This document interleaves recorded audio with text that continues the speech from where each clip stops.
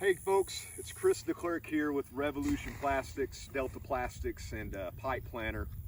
So at the end of the day here, I'm right outside of Scott, Arkansas, and got a few rolls of poly pipe that need to be picked up.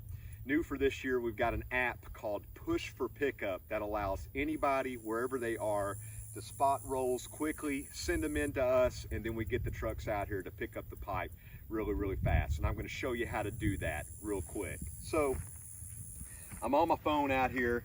I'm right on top of these rolls, and I'm going to go to that location. Now you may or may not be able to see that very well, but what I'm going to do here is just simply click this little spiral bound button, and then to show me where I am, then I'm going to click plus, and you can see here some questions that are being asked. All I really want to know is the number of rolls.